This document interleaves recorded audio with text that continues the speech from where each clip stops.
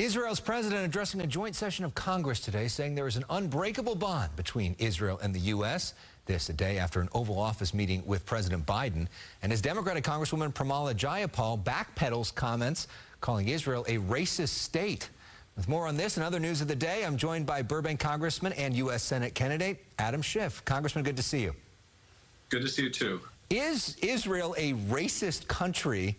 And even if you disagree with that, which I'm sure you do, are you concerned by some of Israel's recent moves?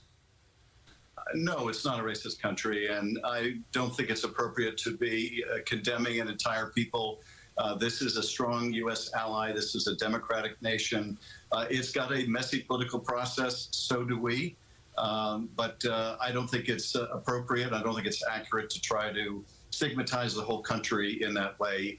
This is a country that has withstood numerous terrorist attacks and is a key partner of the United States in terms of our national security interests. And I was really pleased to be present when the President of Israel spoke today and to hear his remarks. And I think he was uniformly well received on both sides of the aisle.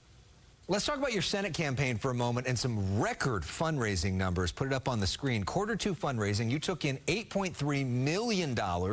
Katie Porter at $3.1 million. Barbara Lee at $1.1 million. Meanwhile, when it comes to cash on hand, you have $29.8 million, the most of any non-incumbent Senate candidate in the country. Porter with $10.4 million, Barbara Lee with $1.4 million. All this after you were censured by House Republicans. Was that the best thing to ever happen to you politically? I wouldn't put it that way. We were, Elex, already having a really strong fundraising quarter.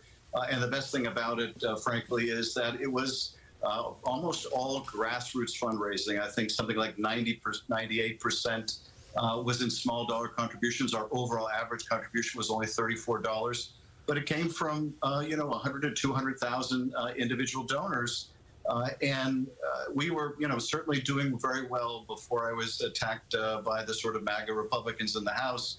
That did undoubtedly generate additional support because people rallied. They knew this was a partisan endeavor. And it was wonderful to see my Democratic colleagues really coalesce around me and voice their support for me. And look, it's a badge of honor. They know I'm effective. They know I've effectively stood up for our democracy. And that's made me a target. All right, I want to ask you now about a story Politico broke about Congresswoman Porter's past. Of course, she often rails against big banks in congressional hearings. The story is by Chris Catalogo. It's titled "The Corporate Gig Katie Porter Erased from Her Whiteboard." Here are the facts. In 2015, Porter was hired by Ocwen Financial Corporation, which is a mortgage loan service provider. In 2013, Ocwen was actually fined after deceiving homeowners and other misconduct. Porter's work for Ocwen lasted about 6 months or less. When she was running for Congress, she removed the fact of her employment from her resume. Porter said this about it all to Huffington Post, quote, "It was a very short consulting contract. It was fully disclosed, and I never had any role overseeing or monitoring the entity that I worked for. My work was focused on helping them communicate effectively with consumers, and that's what I'm an expert in doing, helping people figure what the bank was trying to tell them, take advantage of programs to help them save their homes." What's your response? Well, I think people are rightly concerned about this revolving door phenomenon where people oversee an industry, in this case, predatory mortgage servicers, and then they immediately go to work for that same industry. In this case, it sounds like doing public relations. And if you are going to do that, then you certainly need to be transparent about it. You need to, fully inform voters, and you can't be taking things off your resume. So I think voters are right to be concerned about this kind of thing. That revolving door, frankly, is what people hate about Washington. People know me. They know my work history. They know the work I've done in Congress and the state legislature and as a prosecutor. And that's important to establish trust with people. So are you going to use some of that $29.8 million cash on hand to raise this issue over and over again?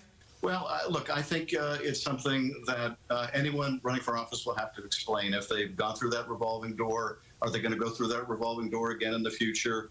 And, I think those are appropriate questions to ask, particularly here where we're talking about a big corporation, money that is not even going to a campaign, but personally going to a candidate, or in this case, prior to they their election, I think those are fair questions for voters.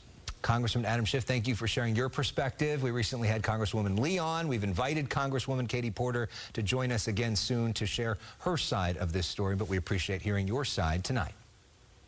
Thank you.